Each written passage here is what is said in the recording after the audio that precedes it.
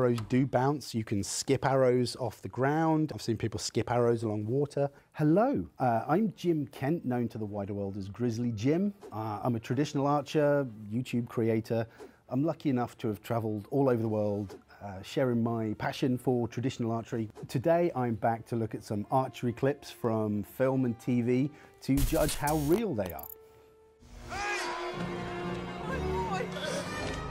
He's at full draw there. He's got a pretty solid anchor. You can see him massively flinch as he shoots. Once you've been shooting for a while, you get over that. You don't have that flinch. You don't anticipate the shot so much. But when you're fairly new to archery, that's something that's pretty typical.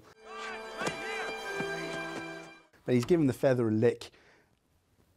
I don't know why you do it. Why? I mean, why would you lick it? I mean, that's been in the dirt.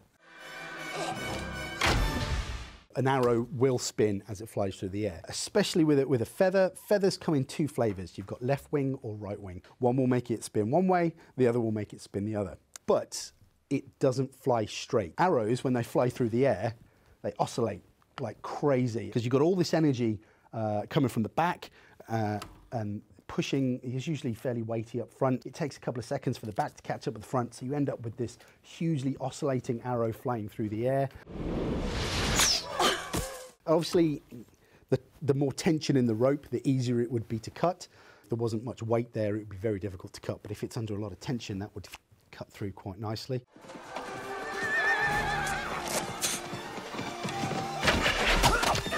I don't know to this day why he rips a feather off, because they compress to almost nothing. But you can shoot 2 arrows off a bow. You can do that. It's not an efficient way of doing things. The bow doesn't know that there's 2 arrows on the bow. The bow just thinks there's one very heavy arrow. And obviously, the heavier the arrow, the more energy is used up trying to propel that arrow. I think I'm going to have to go 8 just because of the feather thing.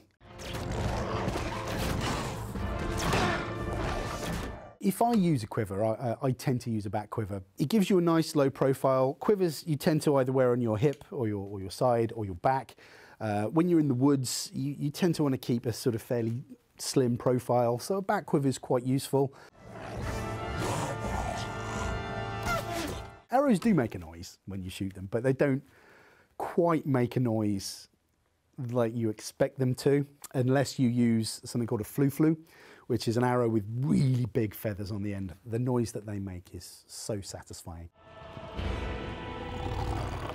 Now, he's got this weird grip on the string. He's got the arrow on the left side of the bow, I think, and he's holding the string like that, which isn't what you do. If you really wanted to hold the string upside down, you'd need the arrow on the right side of the bow. I imagine that's more of an aesthetic thing than anything. You can hear, as he draws up, you can hear the bow creaking. Now, this is a trope, and that's when the bow comes up to full draw, you hear it creak. Bows don't creak. If your bow's creaking when you come up to full draw, it's probably going to explode on you. But the archery is a little bit all over the shop. I'm going to go 6. Yeah, I'm going to get some hate in the comments for that one, but I love Lord of the Rings, so don't come for me.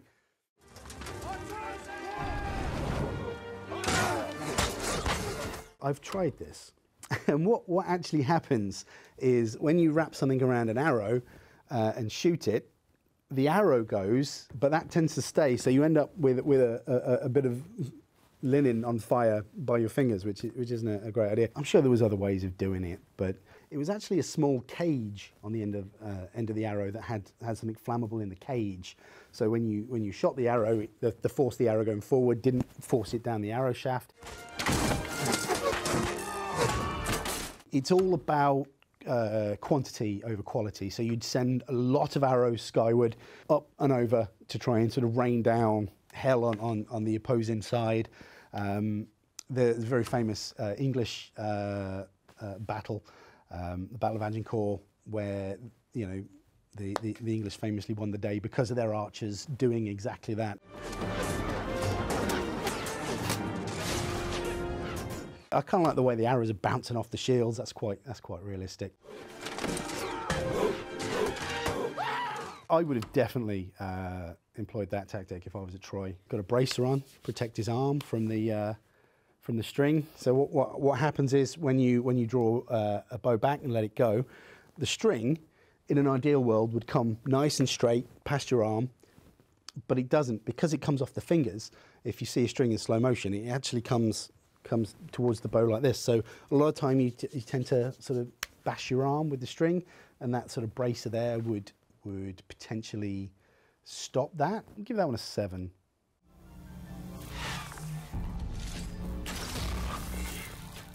She's got an anchor point sort of under her chin. She's looking very, very straight, very good sort of target archery style.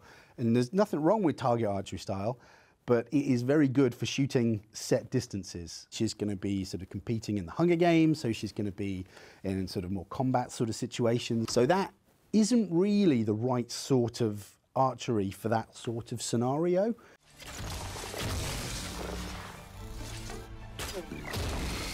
She's going very quickly, and you see it a lot in films where people are shooting very quickly. Archery, for me anyway, is always a little bit more measured, a little bit more take your time a little bit, like get that perfect shot off. Because it takes a long time to kind of load your bow up again and shoot again. In the Middle East, they do sort of archery where he's very quickly loading the bow, shooting very rapidly, and it's an amazing skill. I imagine the bow is a very low poundage, because the poundage required to actually do any damage, you're going to need sort of a fair bit of poundage there, and it takes time to pull it back. So she's not really shooting with the greatest amount of kind of back tension and stuff. At that short distance, that would work. It's not the prettiest, but you know, in that sort of situation, you're not trying to be elegant, you're not trying to be pretty, you're trying to save your life. Visually, very impressive, but you wouldn't use that technique in a competition. We'll give that one an 8. Some of the movements are a little bit out there. It's not necessarily right, but it's quite realistic. 175 yards away. He's talking about a very long way to be very accurate with a longbow. Now, I'm sure people were pretty accurate back then, but the equipment was very basic. The arrows were very basic. Archery is all about consistency. And in these sort of times, you wouldn't have had the technology to make an arrow exactly the same as another arrow. You couldn't weigh them exactly the same. They can't see us. Maybe they thought that was luck. They were typically sort of about as tall as you, so 6 foot plus. For really smacking an arrow in, a longbow really does hammer the arrows home. Very big draw force curve, a lot of energy. If you look at sort of more war bows, which is a very high poundage English longbow, sort of 80 pounds plus. The bow I shoot is about 45 to 50 pounds in draw weight, which is quite substantial. I shot a 120-pound bow once, and it damn near folded me in half. He's put his hand in his pouch, and he's putting a powder on his fingers, possibly a resin or something. I'm guessing it's to help him get a smooth release on the string. There's not a lot wrong with that. It looks pretty solid. His head barely moves. A lot of people, when they're first getting into archery, will be so focused on where the arrows go, and they'll shoot and they'll move their head to try and look past the bow and see where it is. He makes the shot, his head doesn't move, and I like that. That's a really good technique. You missed him anyway. I didn't miss anyone. If you can see through it, you can shoot through it. You don't need a huge amount of space. Obviously, the smaller the space, the more chance you've got of something going wrong. The arrows don't fly straight, so you've got to, if you're shooting through something too small, as the arrow flies through, you could clip the back of it. In hunting situations, arrows quite often pass through an animal, you call it pass through. But at that sort of distance, the arrow's going to lose a lot of energy, because what feathers do, feathers stabilize an arrow fantastically, but they also act as a parachute, so they're going to slow the arrow down. And there were some quite big feathers on that arrow. The bigger the feathers, the more stable, but the slower it's going to go. So, 175 yards, the arrow's going to slow down a bit. I don't know if you get a pass through at that sort of that sort of distance. So we'll go 7. Sorry, King Arthur.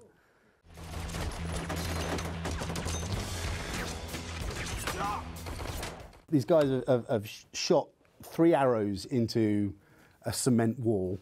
If you shoot an arrow into something hard, it bounces out, especially if it's stone. Any archer that's been shooting for a while and has taken a bad miss and has hit a stone or missed a target and hit a wall, it absolutely pancakes the arrow. I can't actually see the types of points they're using on these arrows, but if they're trying to kill people, which it looks like they are in a John Wick movie, they'd be using something called a broadhead. But a broadheaded arrow is an arrow tip that's designed to cause as much damage as possible. It's usually a 2-bladed, 3-bladed sharp point on the end of an arrow. They're doing some very close range combat. There is sort of some evidence of kind of the more martial side of archery. Generally, close range archery is I don't know, it's not really a thing. Archery is a long range, mid to long range discipline. It takes seconds to load the bow, to draw the bow, to shoot the bow. A guy with a sword could do the job a lot quicker. They're definitely the more sort of Eastern style bow, which is really a precursor to the modern day recurve bow. She is using it as a club, which you could do, but they're generally fairly light, these sorts of bows. And she's kicking the out of guys with armor with a bow. But I don't know how effective that would be, you know, to guys in armor. They're not very heavy pieces of equipment. They're made of mostly sort of a wood or a wood substitute. We'll go 7, just because it's such a good scene. It's really dynamic. It shows different styles of archery.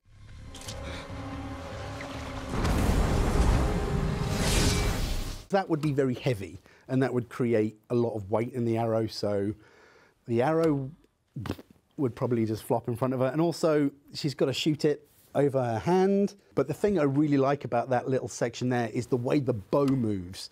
Now, if you do happen to film a bow in slow motion, they are like a wet noodle. They are wobbling all over the place. It's fascinating to see when you see something like that in slow motion.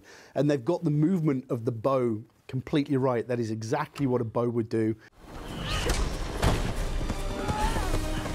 There are people out there that have claimed to catch arrows. When I have seen it done, it's kind of more stunts where the arrow isn't traveling particularly hard, isn't traveling particularly fast, and you sort of grab it out of the air. I've seen it done like that, but in a true situation with a true bow at a realistic poundage, I think you'd struggle, unless it was at a very long distance and you could sort of track it and whatnot. I mean, don't do it, because you're essentially shooting an arrow at someone, which is stupid. So don't ever do that. I mean, there was dealing with some kind of fantasy kind of elements there, but we'll give that one an 8, I think.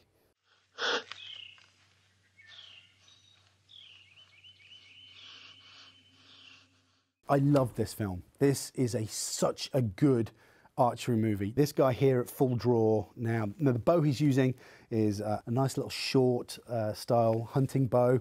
He's got really, really nice form there. He's wearing finger protection, and that's the first time we've seen someone actually wear proper finger protection in any of these scenes. And if you shoot a bow without any sort of finger protection, be that a glove, be that a tab, over time, it's gonna hurt. And over time, it's gonna cause serious damage to your fingers. First with blisters, then nerve damage. Release. Some people really do prefer to close one eye and use their dominant eye to look at the target. They're probably using some sort of system where they're using their eye and the point of the arrow and sort of working out the distance and where they need to put that arrow on the target to make the shot. I don't do that. I keep both eyes open. We see in 3D, so I like to see what it is I'm shooting at in 3D. I get a bit more of a better perspective for where it is, how far away it is. It's really good for distance judging. Now, this is why I like this scene so much. He's going through something now called target panic. And that is a mental issue. I mean, it's a very extreme version of target panic, but he's going through something, and that's, you get it with hunting quite a lot. You get it with sort of competitions. You just get into your own head, and it's very difficult to get a shot off. And it's so good to see a representation of someone really struggling with the shot. And I've struggled with target panic. In films, you see everyone shooting, going crazy, doing everything perfectly every time. But archery isn't perfect every time.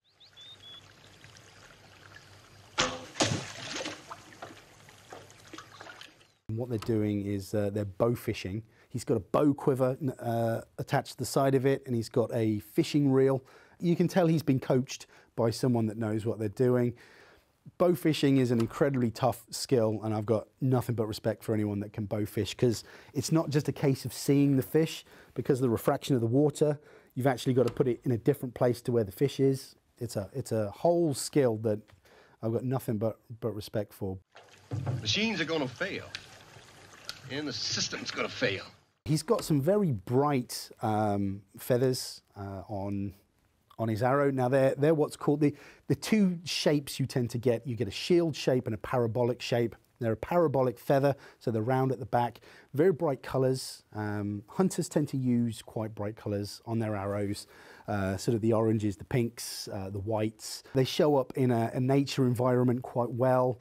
They help you track the animal if you know you're looking for the arrow. They help you find lost arrows. I think it's a very realistic representation, so I am going to give Deliverance a 9.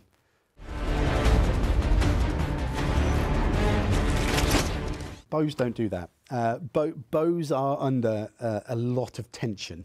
I can't think of a plausible way that would ever work. You'd have to string the bow, you'd have to put tension into the bow. That's not how bows work. It looks very cool, it's very visually stunning. To shoot something far away, you have to shoot above it. To shoot, the closer something gets to your sort of your level, the kind of lower you have to get. Same with if you were sort of clay pigeon shooting, you kind of get a lead on the arrow. So you're not shooting where the thing is that you're shooting at is. You're shooting it where it's going to be. An arrow does travel. It travels fast, but not as fast as a bullet. Tracking it requires a sort of more of an instinctive style. Theoretically could put ballistics in an arrow. You can certainly get arrows that have got sort of gunpowder in and a charge that sort of causes a lot of damage. It's really hard to shoot in a helmet. But he's got like a he's overdrawing the bow as well. He's pulling it back right back to here, which is a technique that can be used. I was in a little film once where I had to try and shoot in a gas mask, and you can't get an anchor point in a gas mask. It's really difficult. Arrows do bounce. You can skip arrows off the ground. I've seen people skip arrows along water. There's a trick I used to do, and there's like a little wooden ramp, and I could shoot the arrow at the wooden ramp and it would skip up. I'm going 4. All right. Pull. What he's got there, he's taken, what, 3, 4 arrows? He's going to hold them in his hand as he shoots. So he's not using a quiver, he's using his own hand as the quiver. And it's a technique where you sort of draw the arrow from your hand almost onto the bow straight away. As I mentioned before, the kind of more Eastern style of shooting, a very quick succession, again, getting as many arrows in the air as possible.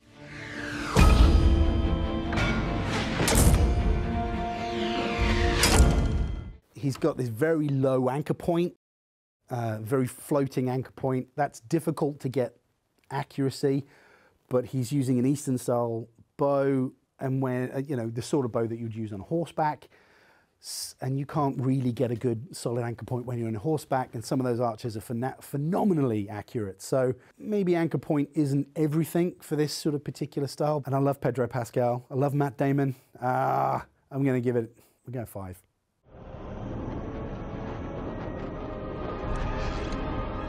He's got a crossbow with a scope on it. Now, the thing is with a crossbow, they are very accurate. It takes a lot of the human error out of the bow, so it's literally pulling a trigger. As long as it's cocked correctly and you've got the bolt in.